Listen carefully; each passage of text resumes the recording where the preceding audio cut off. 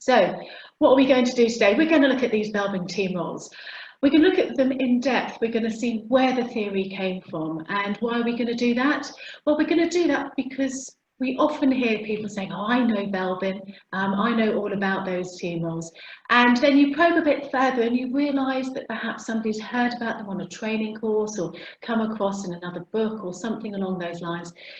But they don't really know the depth and the understanding of where they came from. And I think that's so important nowadays because there is so much research behind these 9 team roles and behind the reports, etc., that are used globally now.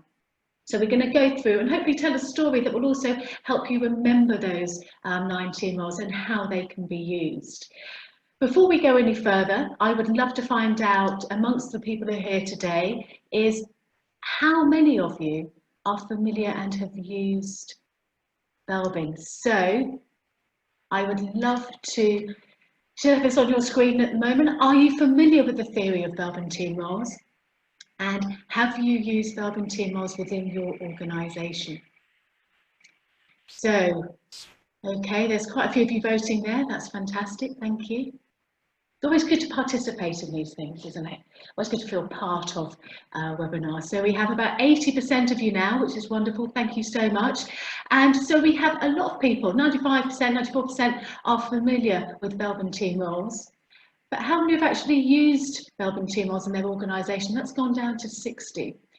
So hopefully what we will do is we won't bore you too much for those who already know about Belbin, but we'll add a bit of depth, I think, to your understanding and then really say, well, now you know, what do you do about that? How can you actually use them? So thank you very much for that. Okay, where should we start? Usually at the beginning. It's a very good place to start, apparently, according to the song. So let's start with some slides here. The Belbin team roles, the theory and the application. So it starts really with 2 incredible people, and that is Dr. Meredith Belbin and Dr. Eunice Belbin, O.B.E. This is a photograph on their wedding day, which Nigel Belbin, their son, very kindly said that I could share with you all, and I think what a handsome couple they make.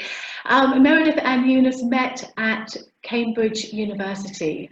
They were studying in different colleges, and Meredith was studying at Clare College and Eunice was studying at Girton College. Meredith started to study classics but then changed to psychology, whereas Eunice studied anthropology. What they both had is a real interest in people. They were really interested in how they can predict people's behaviour, what are they going to do, and they worked a lot in consultancy after graduation, trying to understand the needs of organisations and of people.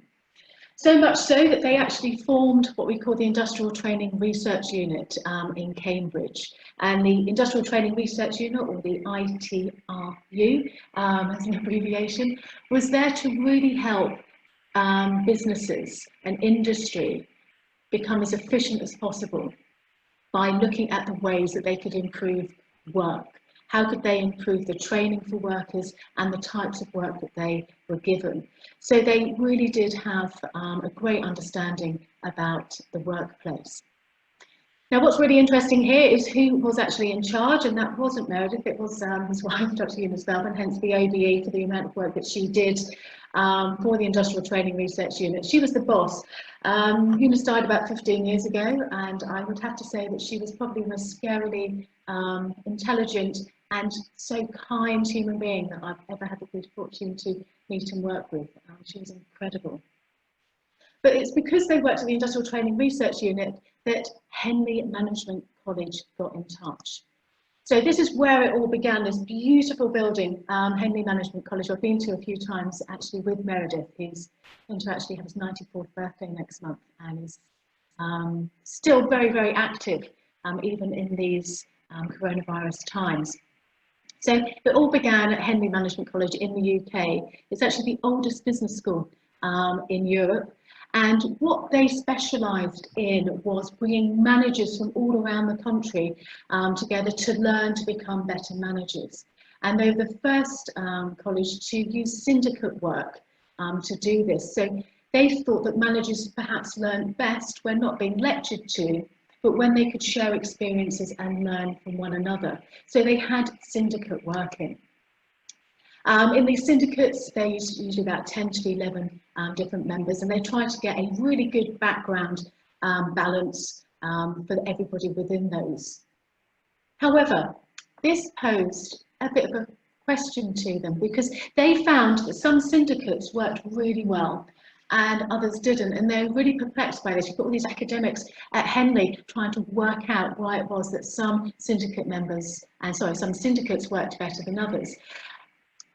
What they found was that some of those most impressive and able managers, that when they were working with others, actually had very disappointing results when they were combined. And actually some of those less impressive managers, they functioned really well together, but they couldn't work out why that was. They were unable to make any forecasts. They were unable to make any prediction as to which ones were working well and which ones weren't. So they devised an exercise. This was a one-week exercise called the Executive Management Exercise. And instead of syndicates, they put together groups. These groups had fewer people. They had about 6 members. And it was part of a longer 10-week management programme, a precursor to an MBA, I suppose one could say. Now, this was a bit different because they had an exercise. This exercise had an output. People were successful though they weren't, and there was a monetary output, how much money they were able to make. So they had a measurable outcome. It was a competitive exercise. And this was a real game changer, because what they could then do is say, okay, we have an output, but do we have what is the input here? What is it that's making a successful team? And they were able to do it not based on their gut feel, but by actually looking at these outputs. And that's what really the Industrial Training Research Unit, the team there, was just full of absolutely incredible people. We had anthropologists, mathematicians, HR specialists, psychologists, a real mix of fabulous brains working on what was that link between the output and the input. So what were the measurements that they needed? What measurements did they need to take to be able to draw some conclusions?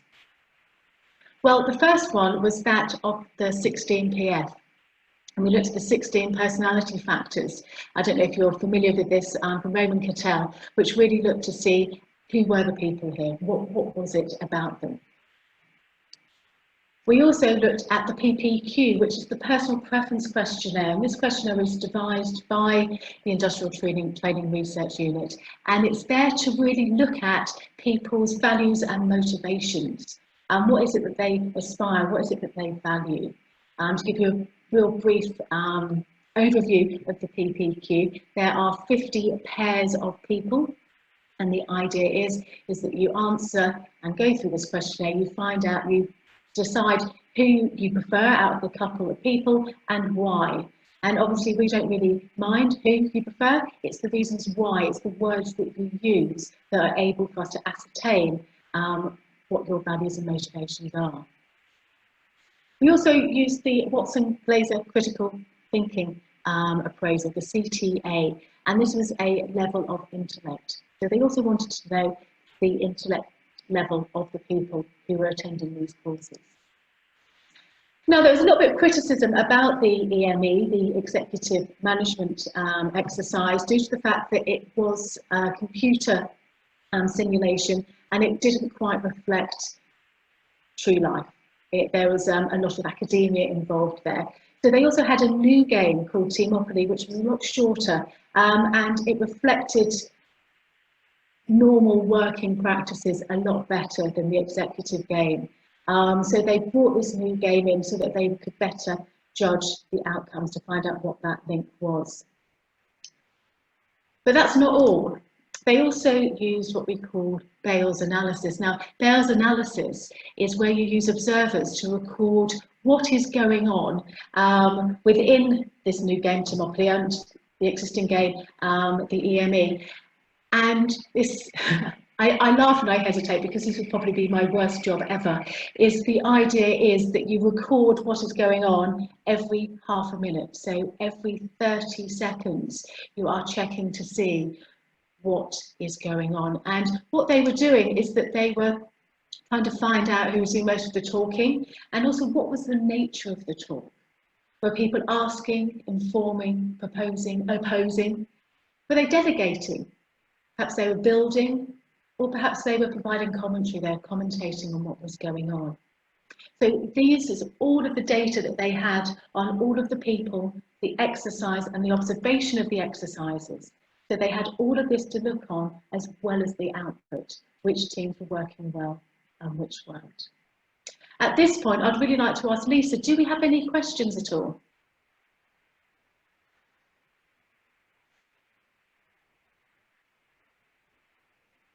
No questions so far? Okay, that's absolutely fine. I shall carry on. Remember to type them in the box if you do, and Lisa will let me know. So what did they do? Well, they really wanted to take a scientific approach to this. They didn't just want to chop and change and guess what was going on. So they thought, right, what we're going to do first is we're going to put all of those who've got a really high score on the Watson Glaser critical thinking appraisal, and we're going to put those together because obviously they will do well because they are the brightest of the bunch. They are the ones with the highest intellect. And surely putting those people together is going to mean that they will be successful. So in other words, they put together what we now know as the Apollo teams. They were called Apollo teams because they were asked to go into room A, which used to be Syndicate A's room, and rather than just being an impersonal A, they decided to call it Apollo because at the time, it was at the time of the moon landings. So they put these people together and they thought, excellent, will they actually be successful? What they found, in fact, was there's too much time with people saying, well, this will work, no, it won't, this is my idea, no, my idea is better than yours, no, it will work because of. Too much time spent in aborted debate, trying to persuade other people to come round to their way of thinking. They found they're very difficult to manage, and lots of difficulty in that decision-making process. Now, in fact, on average, they performed worse than any of the companies. They repeated this a lot. It wasn't just a one-off. They had around 20, 30 companies in the end that they put together as Apollo teams to see if they could replicate this, because it was very much a case of trial and replication. It's a real scientific approach. And they found that the most popular performance of an Apollo team was actually 6 out of 8. And in fact, only 3 of those teams went on to win, and there are other factors involved there as well. So they really didn't do particularly well. Bit of relief for everybody else.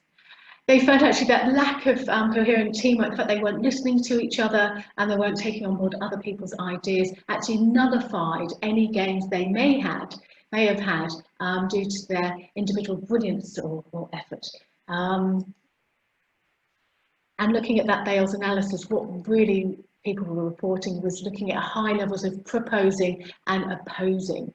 So they were finding that there was very little other contribution being made. So what else could they do?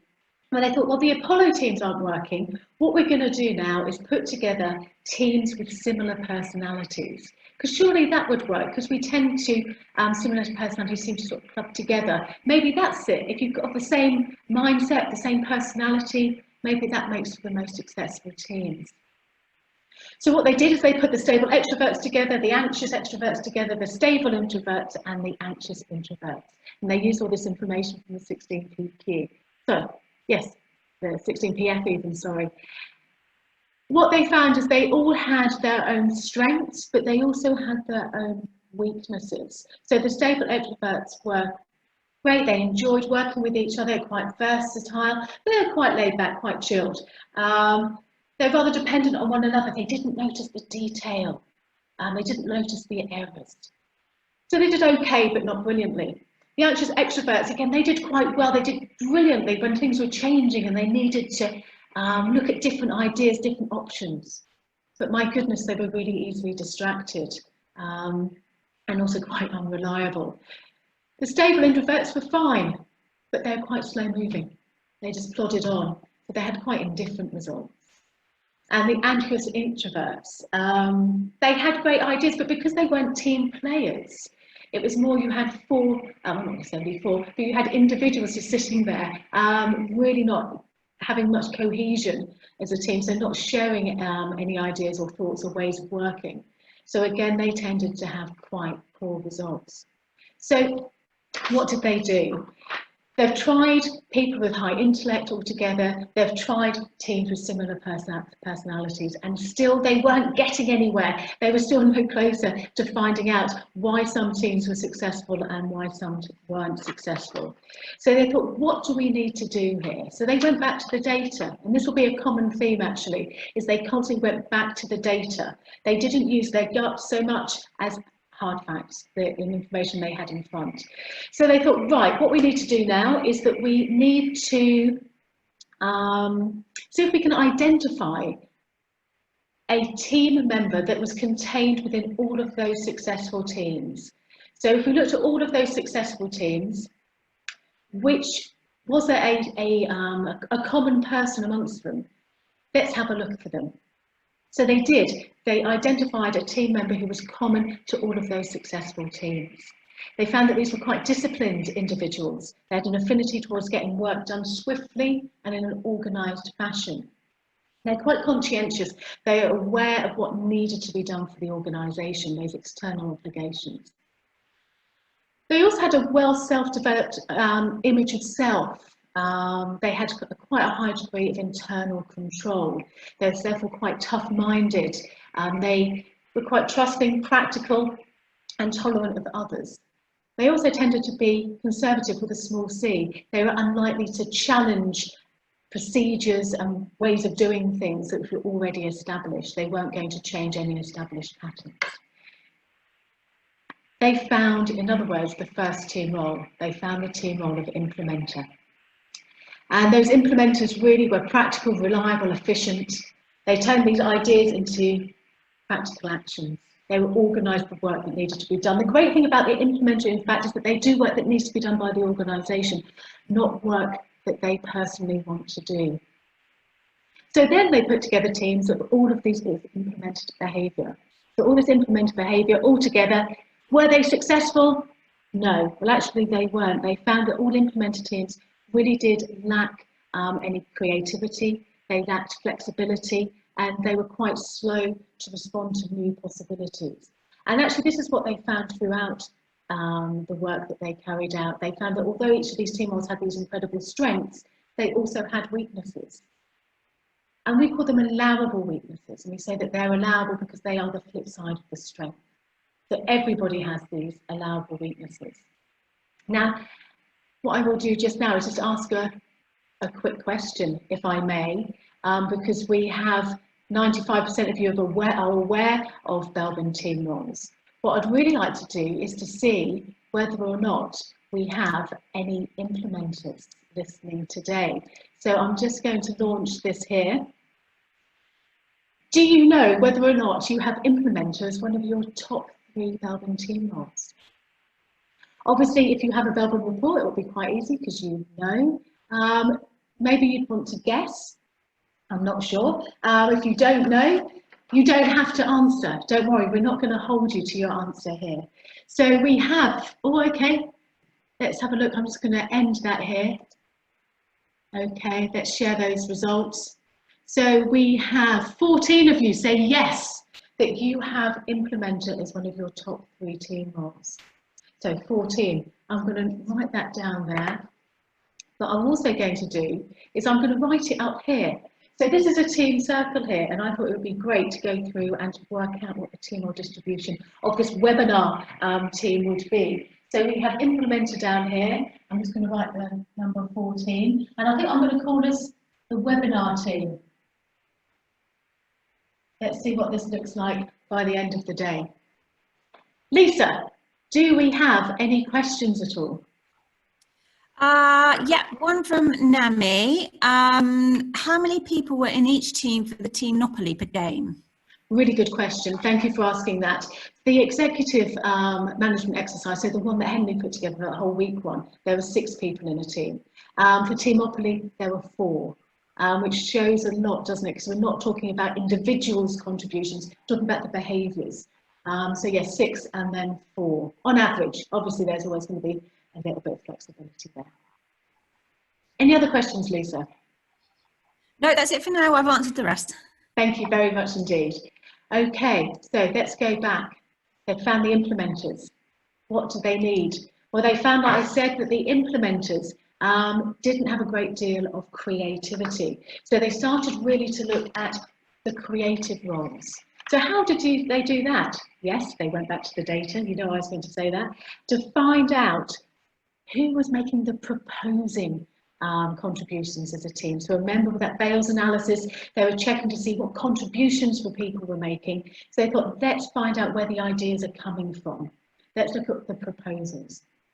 But actually, they found that was quite difficult because there were so many people proposing. In fact, looking at the research, they found that too many ideas actually meant to very little benefit because there were too many to choose from. So instead of looking at proposing, they looked at when those breakthrough moments were happening and when there were those aha moments and where were they coming from. They found that those breakthrough moments were quite rare, they weren't plentiful, and they found that they were coming from a behaviour, they're coming from people who had a very high score on the Watson-Glaser critical thinking analysis. They had high intellect.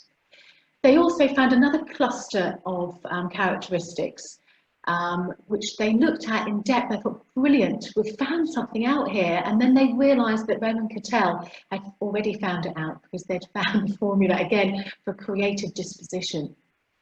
So they could identify these individuals who had this creative disposition and also had a very high IQ.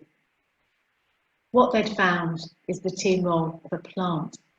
They tended to be very creative, imaginative, and they were great at problem solving.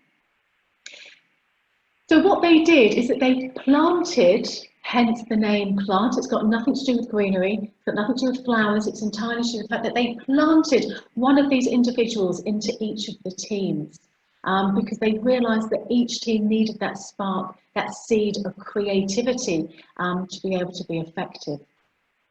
They also put plant teams together that consisted solely of plants to see if that was useful as well. But in fact, it wasn't. There was too many ideas, too much disinterest in each other. So it really didn't lead to positive or effective team working at all. Because good ideas aren't always well received. But just imagine if you had a whole team of ideas coming in there. So here we had that team role of plant. But they also found that the allowable weaknesses were that sometimes they were unable to communicate effectively. There was so much going on here, they ignored the detail and they couldn't always explain to other people exactly what their ideas meant. But this was interesting because whilst they found the plant, they also came across a whole range of people who were also being creative, who were also suggesting ideas into the team, but who didn't fit this mould, who weren't scoring particularly high on the critical, on the Watson-Glaser critical thinking analysis, and who weren't hitting or ticking all the boxes for this creative disposition. So who were they? Had they actually got it wrong? Had they got the data wrong? They were really puzzled. What they found is that they looked at all of these people who weren't fitting the mould of a plant. And they said, right, let's have a better look. And indeed, they were suggesting lots of ideas into the group. So they were being creative, but they tended to be more extroverted rather than the introverted, which a plant is. Their IQ was fine, it was average, but it wasn't off the scale, it wasn't as high as we were expecting to see with the plant behaviour. We also found that they were very sociable, they were enthusiastic, and they also had low anxiety. They're inquisitive, stable extroverts. What they had found was the team role of resource investigator. They had found out that actually ideas can come from elsewhere, but the resource investigators' ideas didn't tend to be new. They didn't tend to be completely left of field. They were ones that perhaps had been not stolen, I don't want to use the word stolen, but developed from working with others. They're great ones at bringing ideas back into the team that may have been developed elsewhere because they have that close involvement with people. They know people, they're great at networking. They leave no stone unturned and they really found treasure in unexpected spots. The relationships that they had really did open up that particular team to possibilities that other teams didn't have without this particular behaviour. Sometimes, however, they get a little bit over enthusiastic, they lose interest, they get bored very easily. But what they found is that the creativity, the ideas were coming from two different sources, and they're quite two distinctive different sources. They're that of the plant and that of the resource investigator. So we've identified two more team roles here. What would be great is to find out how many of you also share these characteristics. So I'm just going to have a look here, and let's relaunch that. Let's continue here. We didn't want that one, did we? Let's end that. Oh, the joys. Okay. So what I'd love to know is, do you have one of the creative team roles in your top 3, and which do you have? Or do you perhaps have both? See those numbers coming in.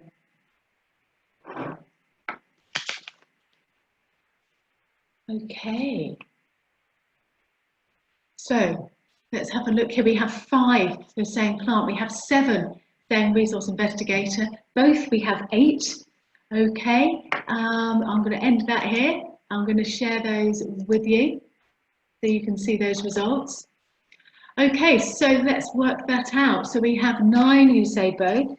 So 9 plus 5 is 14 for plant. Okay, and then we have, I should put my glasses on, 7 plus 9 equals 16 for resource investigator. I was expecting that to be high for the resource investigators due to the fact that you're probably listening in thinking, now how can we use this? How can we take this back to our organisation? Okay, let's stop sharing that. So where have we got to so far? We've found the really productive team role, the organiser and the implementer, and we found that creativity. Where do we need to go next? What did they look at next in the experiments at Henley? Well, what they decided they'd look for next is looking really at how the leadership of the team, the management of the team, was influencing the success. Because each of the teams tended to have somebody in the chair, somebody who was managing the exercise and everybody around them. So they wanted to know how much of an effect that person was having on the success of the team. So again, surprisingly, they went back to the data and they looked to see who was chairing the most successful teams and what can we find out about them.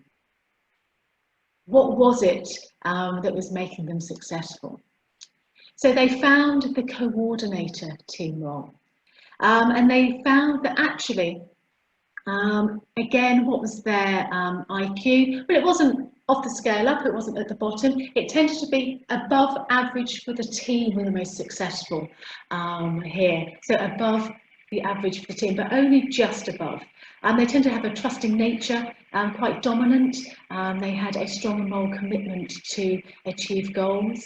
They tended to be quite calm and unflappable. They had this very sort of practical realism. They had self-discipline, but what they also did is they carried the respect of others. And I love the quote actually, which is written in management teams by Bill Hartson, which is one of the researchers who worked at Henley. He said that coordinator is somebody who's tolerant enough always to listen to others, but strong enough to reject their advice. And I think that sums it up beautifully. So brilliant. They identified another behaviour, another team role behaviour, that of coordinator. And they found that having one of these in the team was more likely to be successful. But then they came across a bit of a quandary, really, and they came against a quandary because all these exercises that are being carried out at Henley, well, you know, they were really successful managers were attending these courses, and they found that actually there was quite a high proportion of these successful managers who weren't actually showing high coordinator behaviour. And they thought, you know, have we got this wrong? They actually took a lot of this back into industry in between each of the things that they tried out. And I thought, my goodness, what is it that these managers have if they don't have coordinator behaviour? What is it that they're bringing to the team? And they found that what they were bringing to the team was lots of sort of Nervous energy, lots of, they're quite extroverted. A need for achievement was also something else that all these managers seem to have. They challenged, they argued, and they disagreed. They in fact identified the team role behaviour of a shaper. They really do challenge, they're dynamic. They have resilience, they also have good humour, and they found that a lot of people, although they were quite prone to provocation of others and they upset people, and this is because it was the task which was an important bit and not the people along the way, that they're able to recover with very good humour. They had a high level of resilience, but they're also very competitive.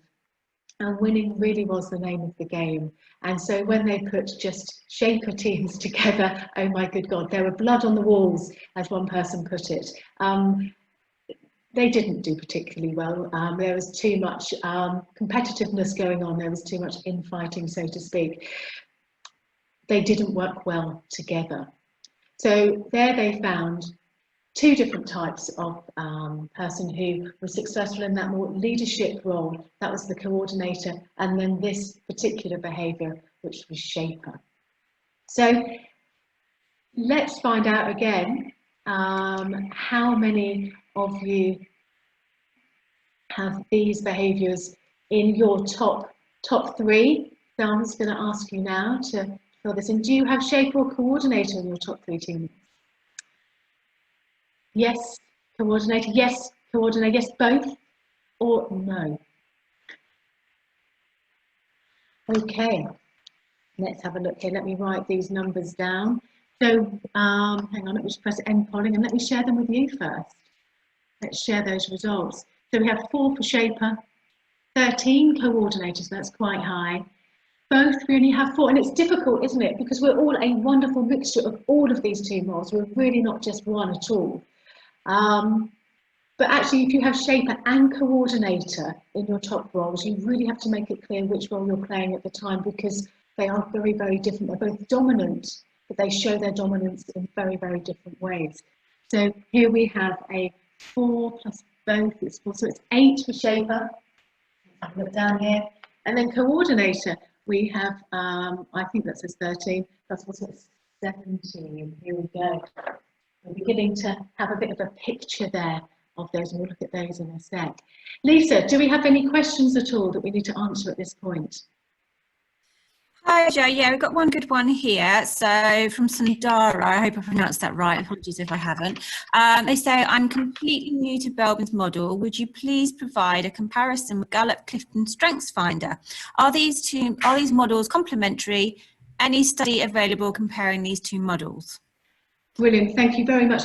Would you mind if I answered that later on? Because I've got a slide that doesn't give the comparison, but actually shows the difference between Belbin, which is a behavioural model looking at the way that we interact in the place of work, and other models which are also out there. So I'm going to, Lisa, can I give that back to you to hold, and remember to ask it again. I'm going to say to Lisa, I'm going to use when I use the boat slide, would that be okay? Of course, and we've got some interesting questions coming in which are getting quite detailed, and it's probably quite not the right space to answer here, but perhaps we'll come back to those at the end. I'll give you one as an example, Jo. Is there research on the possible development of team roles? Probably developing plant, RI or shaper is not so easy, but can we develop, e.g. coordinator or implementer by training and coaching? Do you know, I'm going to answer that now because it's a really good question. Is yes, some of these team roles, you can learn the behaviour. You can have it as learned behaviour rather than actually in you. Some are easier than others. So we do find with the coordinator team role, we don't find it as prevalent in younger people, but it does seem to increase as people get older. And that's because we very often don't need to play the role of coordinator when we're first in the workplace, but we learn those delegation skills to be able to see the big picture. We learn those as we go through our careers. So yes, some of these behaviours can be learned, and some of them, like for example the plant, it is more difficult, but what you can do is perhaps give yourself space to come up with some ideas. So there are ways around developing each of those. And we'll talk about that again in some detail later, but that's a really good question. And it's all about understanding our own strengths and not just leaving it at that, but saying, right, how can I be a stronger example of these types? And also, if I don't have any, who has got it? Who do I need to work with? But if there is nobody there, okay, what is it that I need to do to become stronger in this particular behaviour, because my job needs it, my team needs it, my work needs it? So there's lots of questions that we can answer there. Right, I'm going to go back to the slideshow if that's okay, Lisa. Perfect, thank you. Right.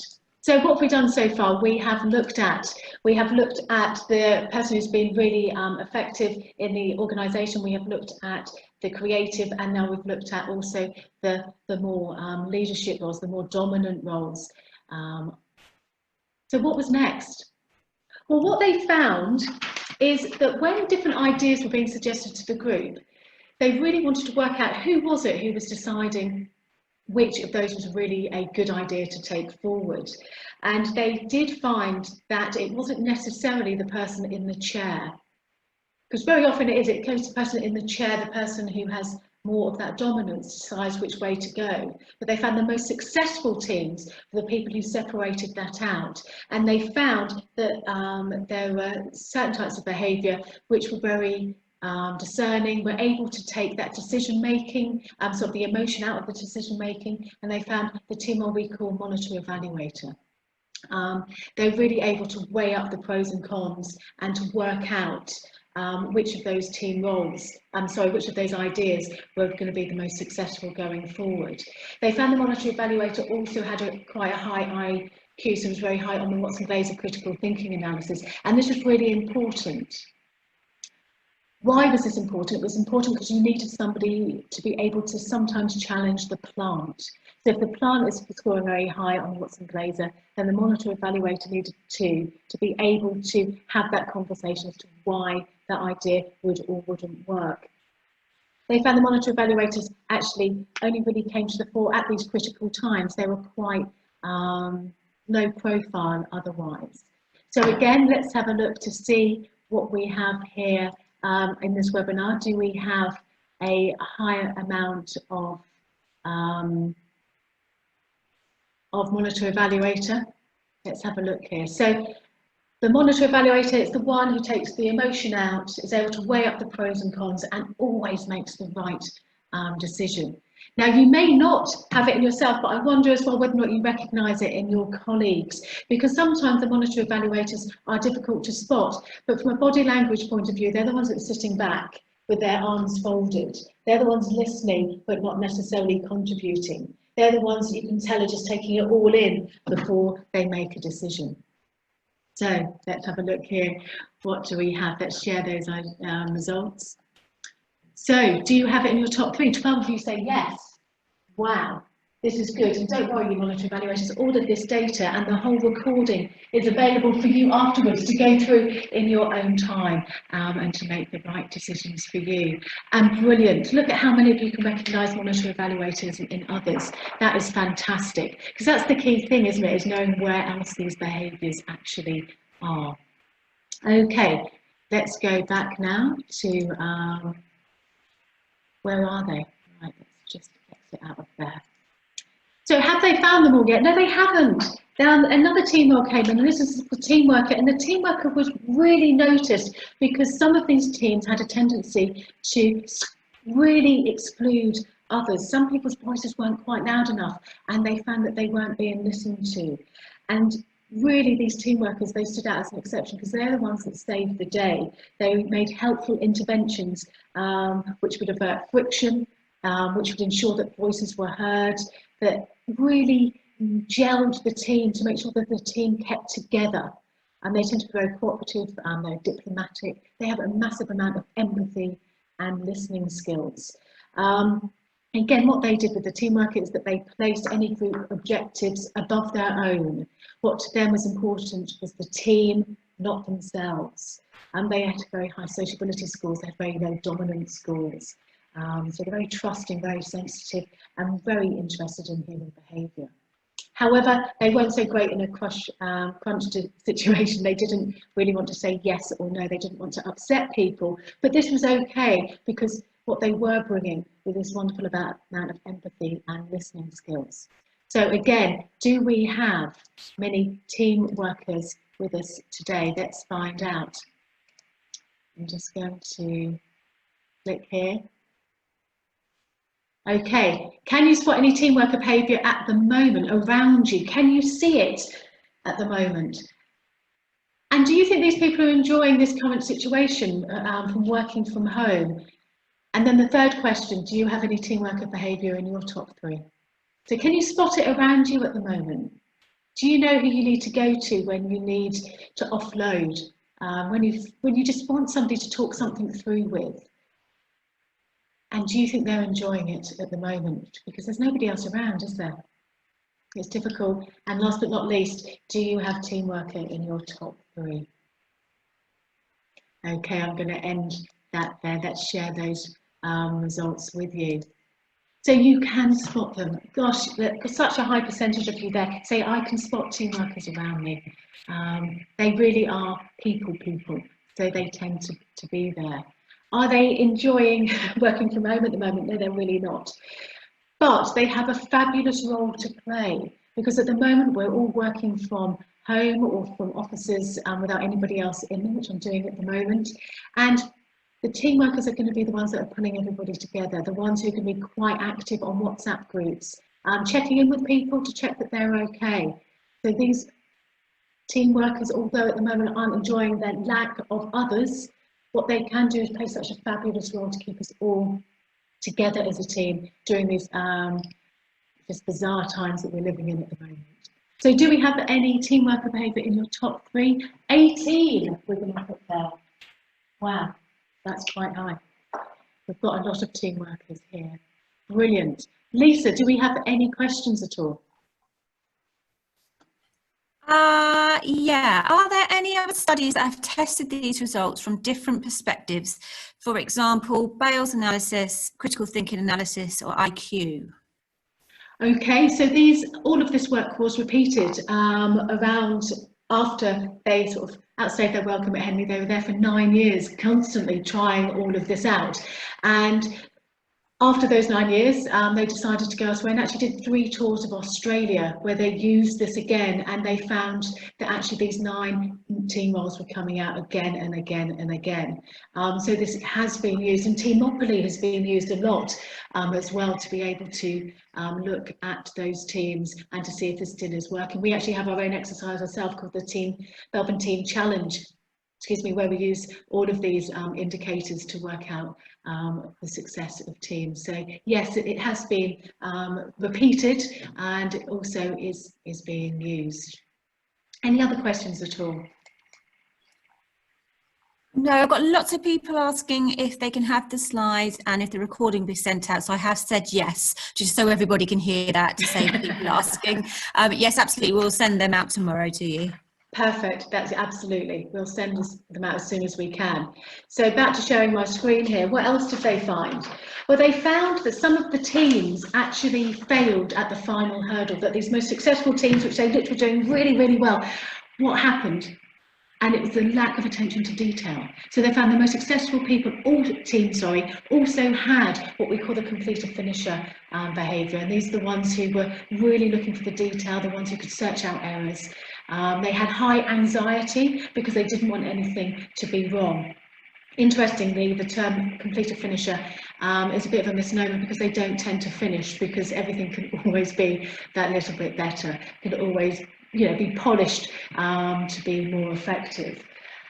Now, attention to detail is not a trivial matter, it really isn't. So this person who has the capacity for this relentless follow through is an absolute asset to every team. In fact, they found those who had a cavalier attitude towards detail, had quite a low regard towards these sort of obligations, because those teams didn't do so well. They may have looked brilliant to start with, but then that was it.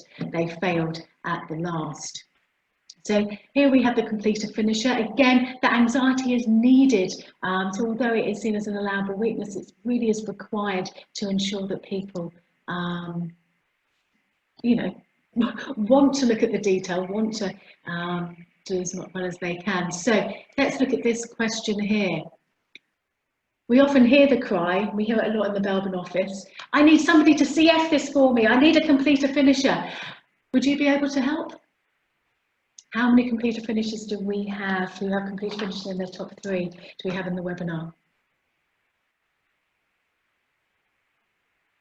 Yeah. Okay, I'm going to end that now. What's quite interesting, let's share those results, is that we have 8 there. We have 8. We have different, no, most importantly, and this is the crucial thing, is that you know somebody who can. And that's really what we're looking for here. You may not have those strengths yourselves, but who has? Can we find somebody else who can? Fantastic. So that was it really for the work they did at Henley. They found that the most successful teams had access to these 8 different team roles. They found that they could predict the performance of these teams, and they could predict their success, whether or not they came first through to 9th, with over 80% of accuracy. That they could look at the teams, look at them on paper, and decide, you know, put their thoughts in a sealed envelope, and were able to predict who was going to be the most successful teams. But that wasn't the end.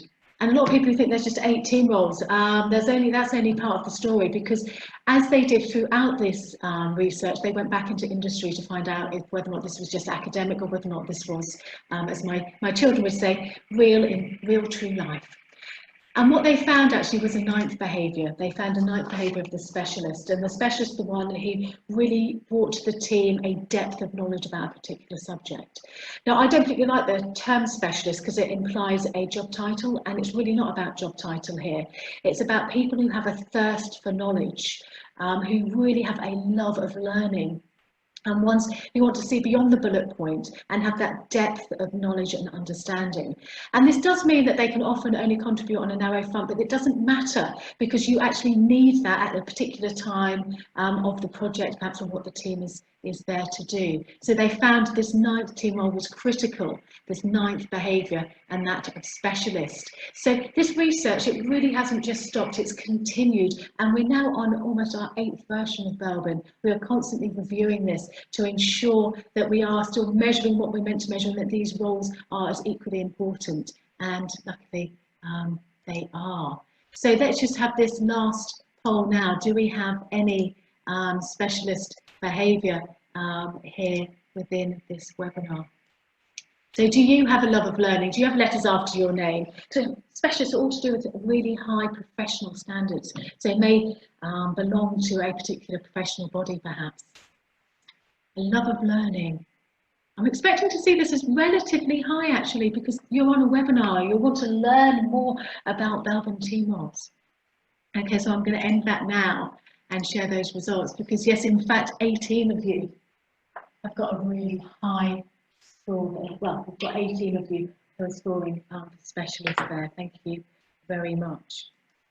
Okay, let's come out of that. I'm just going to look at this. Don't worry, you'll be able to see it in more detail, actually, when it comes to the recording. But we can see we have coordinator, team worker, specialist, resource investigator is quite high there. The shaper not. You're cracking on with other things. You haven't got like 45 minutes to an hour just to sit and listen to something fine like that. Completer finisher, you probably not, because you're finishing something else that somebody's just given you. So perhaps that's why there's fewer of you there. But we do have this lovely range, and that specialist who's looking for that knowledge to be able to understand more depth about these 9 particular team roles. Lisa, before I go on to the very last couple of slides, do we have any questions so far?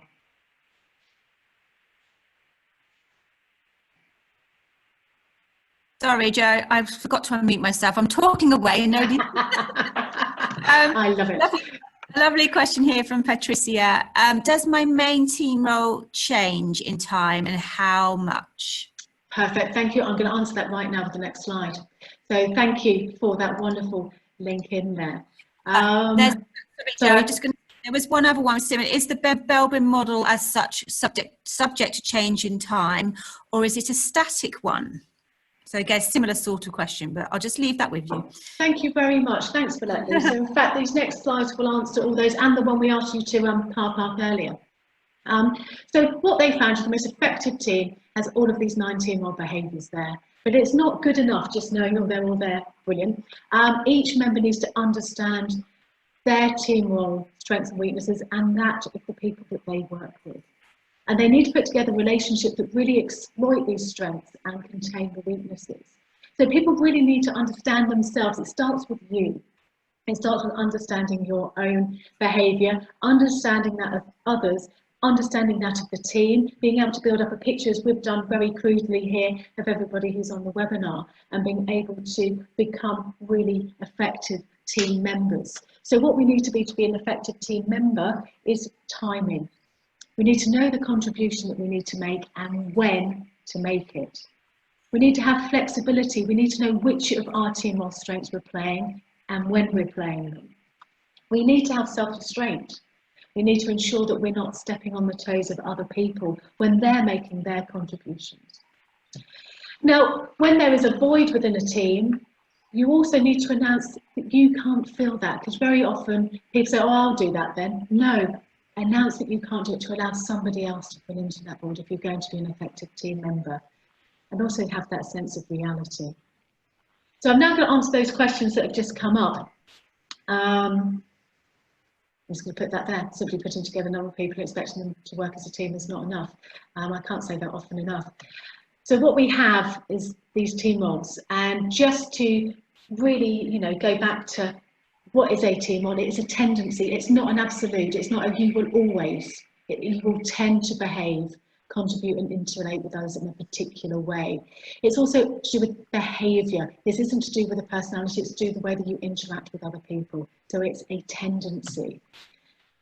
And we know that these behaviour can change. So we have our personality that links in with our behaviour. We have our mental abilities, our values, our motivations. But also, and hopefully this will answer some of the questions, our experience of life and of work will influence the way that we behave. So the way that we experience different cultures, we have experienced different managers, different work colleagues. The more we learn about ourselves and our reaction to these experiences will change our behaviour. So because this has an influence on our behaviour, it's key to know that your behaviour isn't static and it will change depending on the situation that is around you.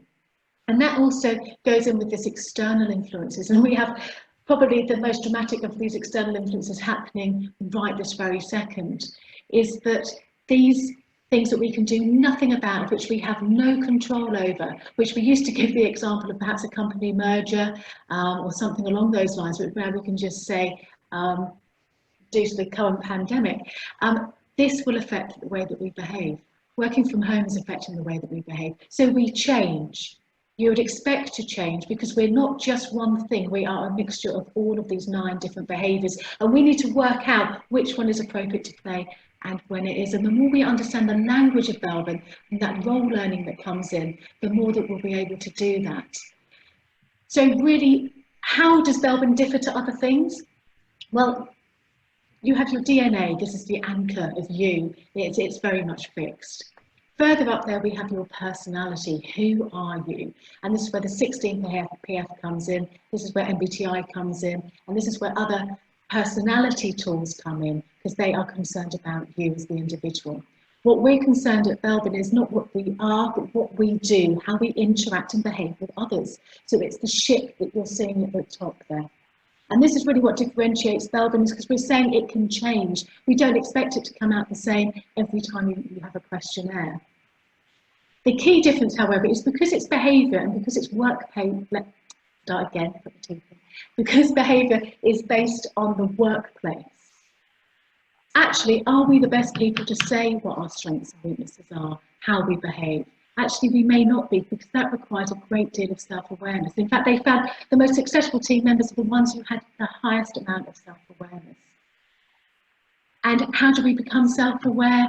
We really have to ask the opinion of others. So you fill in a questionnaire, the self-perception inventory, you find out what you feel for each of those 9 team roles.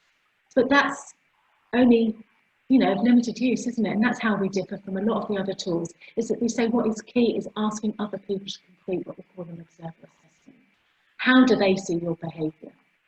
And this can give you such wonderful, wonderful feedback. You can find out more about you, your self-awareness, you can learn more about your best contribution, by understanding how others see you. And also you can learn how to be a strong example of a type, so not just being an okay plant, but a really strong example of a plant. Again, by this learning, as we've said, be a strong example of a coordinator by learn what it needs, what you need to do to become that strong example. So you need to complete a questionnaire and you need to ask people to feedback on you. Now you can just do the questionnaire by itself, just the Belbin SPI, find out what you said, but make sure it's a proper version, it's been properly researched, not just a freebie we found on the internet, because that's not Belbin, even if it may have Belbin or team roles on it. So have a proper, complete the proper self-perception inventory. Get feedback from others, and then you'll generate a report which will give you a fingerprint of how you feel for each of these 9 team roles, combined with what other people are seeing as well. This is just one of the pages of the report that you can generate. This is another one, how you see yourself, how others see you. Do different people see different behaviours? And you'd expect that they would, because you'd expect your manager to see slightly differently to your work colleagues. And we do ask you only to ask people who you've worked with closely and whose judgment you trust to be able to give that feedback. You'll be able to see here in terms of Sam T, whether or not they're seeing the same amount of each of those behaviours that you see in yourself. So Sam doesn't see that they have that much teamwork, but the rest of the team's seeing quite a lot. That's something that you really need to know. You need to know where is the most valuable contribution that you can make. You need to understand what other people think. What else can you find out? Well, you can find out whether or not people are seeing just the strengths of each of those team roles, or whether or not they're seeing those allowable weaknesses as well, and whether or not those allowable weaknesses start to outweigh those strengths. And you can see the words that everybody is using to describe you. And this makes each report absolutely unique, because all that the observers are doing are ticking words that they think really describe you more than anybody else. And this is where the list of words comes in.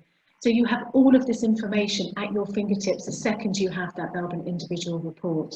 These are just some of the pages. You can also see what sort of working style you'd be best suited towards. And once everybody has that, you can make the contribution that we have beside us. Where are the gaps and the overlaps in the team? Work out which contributions people should be making. All you need there is for everybody to have completed an individual one, and you can create what we call a team report. Where are the gaps? Where are the overlaps? Are you cloning? Are you recruiting people just like you? Do you have enough diversity, behavioural diversity in the team? What are the averages? Where are those strong examples of each of those team roles? What are the averages? What is the culture of the team? And what words collectively could you use to describe the team that you're working in? These are just some of the many reports that people are using worldwide, because it is such a useful, practical tool. And this is why 30, 40 years down the line that we are still taught, in fact, increasingly so in management courses and business schools and universities across the globe. We have an incredible network of distributors who help spread the language and knowledge of Belbin worldwide. And this is because it's not just useful for the individual, it's useful for the managers, the teams, the departments and the organisations. They find that, Belbin, having the language of Belbin helps managers make that transition